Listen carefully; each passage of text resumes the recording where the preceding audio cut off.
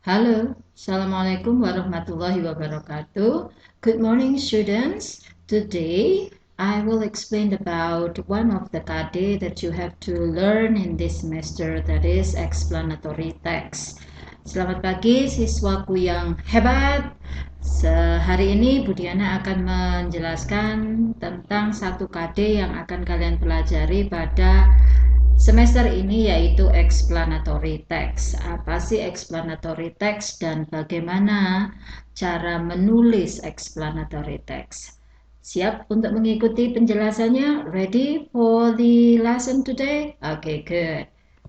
Nah, apa sih yang disebut dengan explanatory text? Explanatory text is a type of a non-fiction text that explain a process. For example, how something works or why something happens. Jadi, yang disebut dengan explanatory text itu adalah teks non-fiksi yang menjelaskan tentang sebuah proses. Contohnya, bagaimana satu hal bekerja atau satu hal terjadi. Misalkan, nah di sini Budiana beri beberapa contoh dari sesuatu yang bisa ditulis menjadi sebuah explanatory text. Yang pertama adalah the life cycle of a butterfly atau siklus hidup kupu-kupu. Kemudian yang kedua, how does rain happen? Bagaimana terjadinya hujan?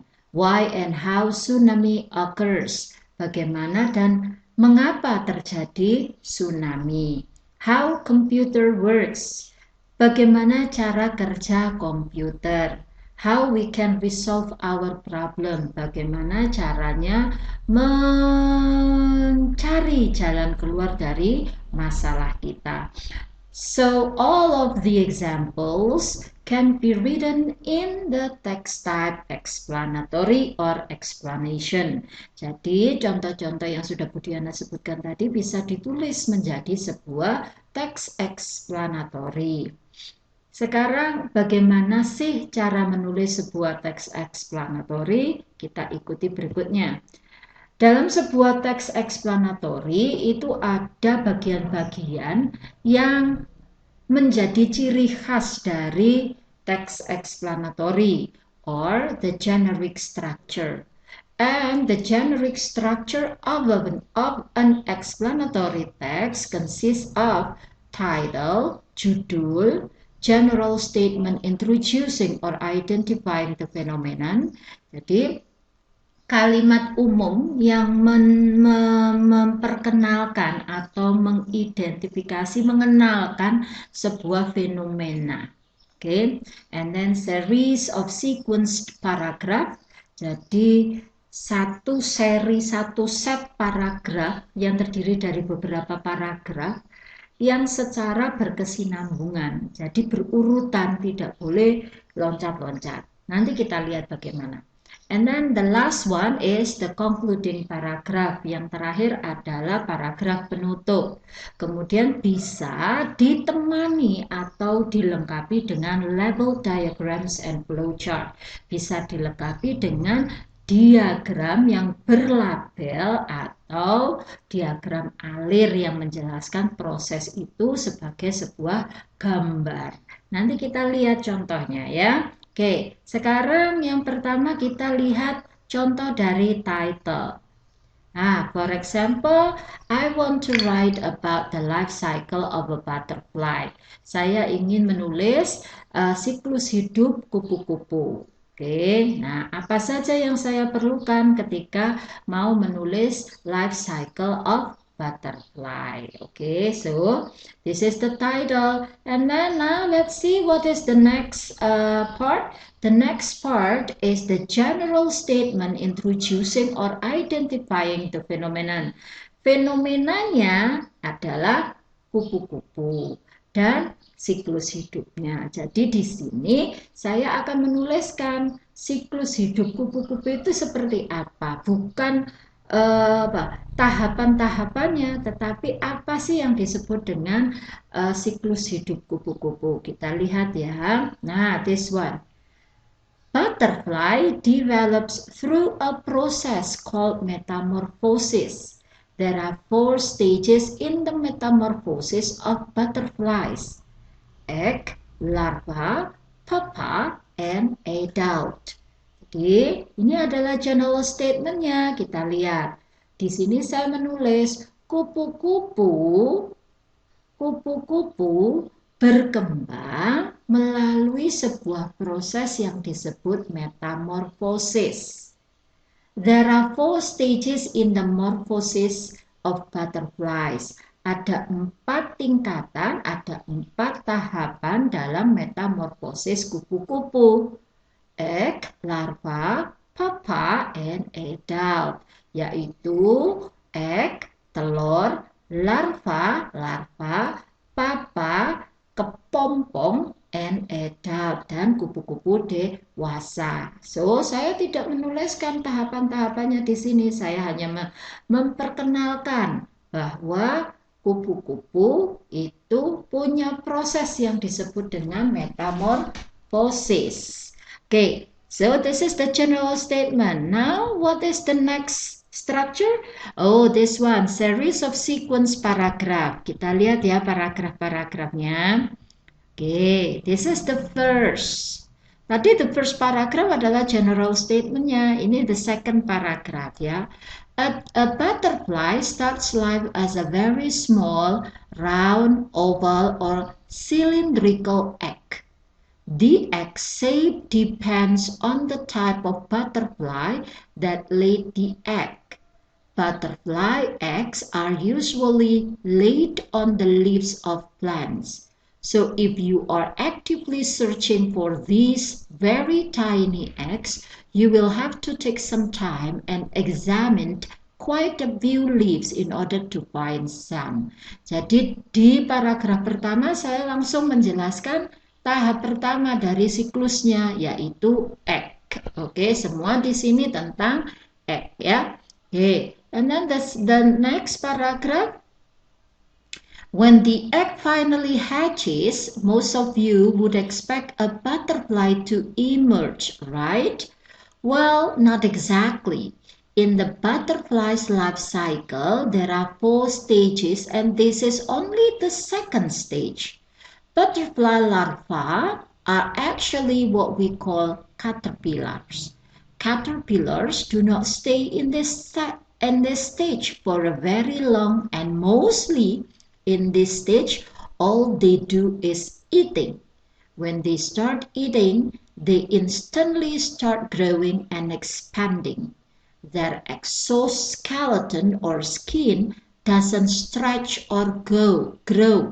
So they grow by molting, shedding the outgrown skin several times while it grows. Oke, jadi di tahap ini saya menjelaskan tentang siklus kedua atau tahap kedua, yaitu larva. Bagaimana dari telur menjadi larva. Nah, ini dijelaskan di sini bahwa sebagai larva, sebagai caterpillars itu tidak lama, hanya sebentar saja, dan kegiatan yang dilakukan hanya makan, dan makan. Oke, kemudian mereka atau caterpillars ini atau ulat ini tidak kulitnya tidak berkembang. Jadi yang dilakukan adalah ketika dia membesar, kulitnya akan melungsungi, shedding the outgrown skin. Jadi apa itu kalau bahasa Jawanya, melungsungi beberapa kali selama jadi ulat. Oke. Nah, sekarang bagaimana tahap ketiganya? The pupa stage is one of the coolest stages of a butterfly's life. As soon as a caterpillar is done growing and they have reached their full length or weight, they form themselves into a pupa, also known as a chrysalis. Inside of the pupa, the caterpillar is rapidly changing. The old body parts of the caterpillar are undergoing a remarkable transformation called metamorphosis to become the beautiful parts that make up the butterfly. Tissues, limbs, and organs of a caterpillar have all been changed by the time the pupa is finished and is now ready for the final stage of a butterfly's life cycle. Nah, di sini dijelaskan bagaimana tahap kepompong itu ketika ulatnya sudah besar, cukup besar, kemudian mereka akan berubah menjadi kepompong atau disebut juga chrysalis ya. Kelihatannya diam, tapi di dalam kepompong itu ulat ini berubah jadi bermetamorfosis sehingga menjadi kupu-kupu yang cantik. Organ-organ dalamnya berubah, lapisan tubuhnya berubah, semuanya berubah. Nah, kalau sudah semuanya, maka kepompong ini akan siap untuk tahap keempat atau tahap terakhir, the final stage. Okay. Finally, when the caterpillar has done all of its forming, an adult butterfly emerges. First, both of the wings are going to be sucked and folded against its body. This is because the butterfly had to feed all its new parts inside of the pupa. As the butterfly has rested a while, it will pump blood into the wings in order to get them working and flapping. Then they get to fly. Usually within a 3 or 4 hour period, the butterfly will master flying and will search for a mate in order to reproduce. Ya, jadi di sini dijelaskan bahwa setelah semuanya berubah dalam kepompong itu, maka kupu-kupu dewasa akan lahir.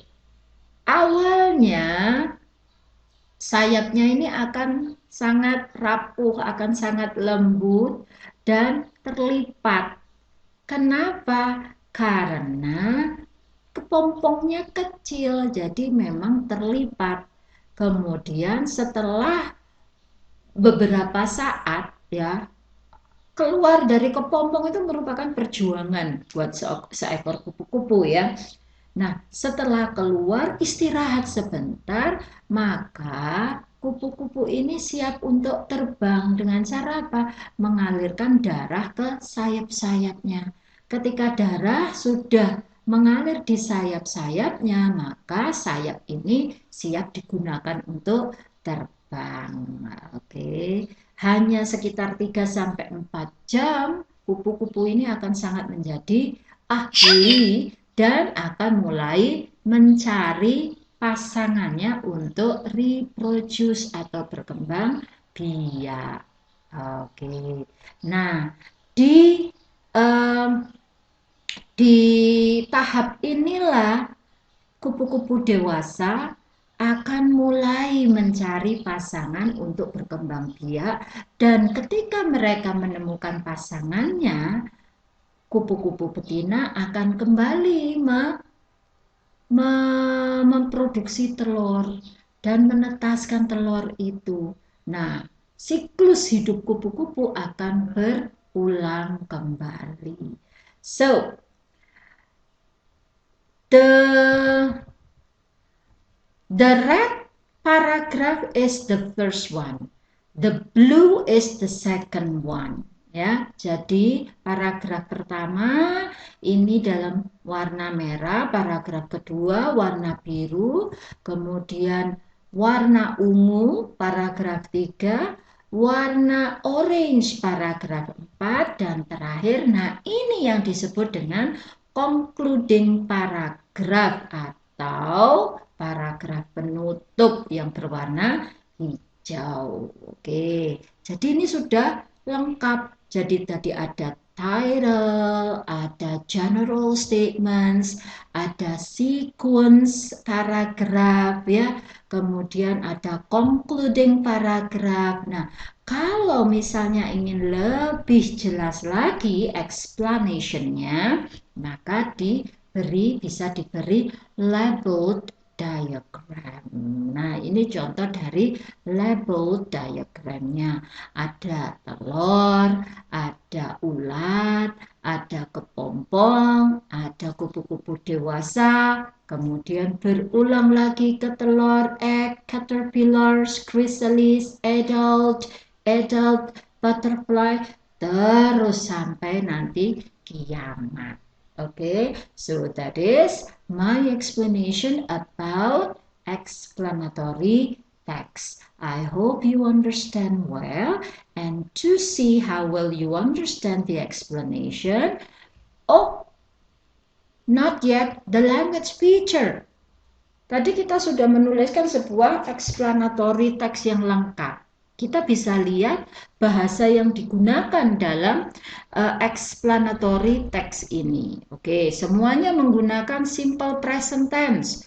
Contohnya, a butterfly starts life as a very small round oval or cylindrical eggs. Nah, present tense-nya di mana? Ini present tense-nya. Starts, ya. Starts ini adalah present tense. Oke, menggunakan verb 1 yang diberi S. Kemudian, the second feature, use action verb. An adult butterfly emerges. Action verb itu apa sih? Kata kerja yang menunjukkan sebuah aksi atau kegiatan.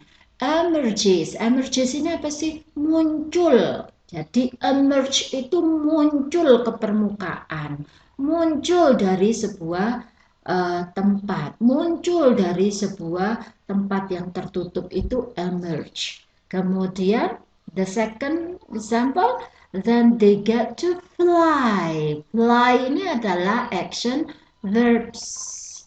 Kemudian the third features, use abstract noun. Abstrak noun itu apa? Abstrak noun itu kata kerja yang tidak kelihatan, tapi ada.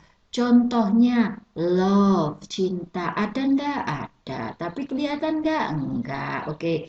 Nah, di sini kita pakai di life cycle of a butterfly. Tadi kita pakai stages, tahapan. Enggak kelihatan kan? Tapi ada kan? Kemudian transformation. Ini juga abstrak, period, ya, life, kehidupan, hidup, cycle, siklus, nggak kelihatan semua tapi ada.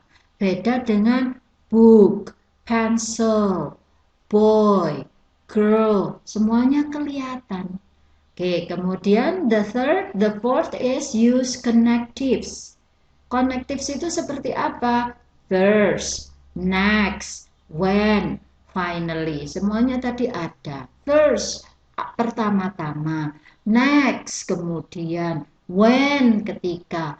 Finally, terakhir atau pada akhirnya. Use passive voice. Kita pernah mempelajari passive voice di kelas 10 atau 11. Tissues, limbs, and organs of a caterpillar have all been changed. Passive voice-nya di mana? Have been change, ya kan? Pakai verb 3.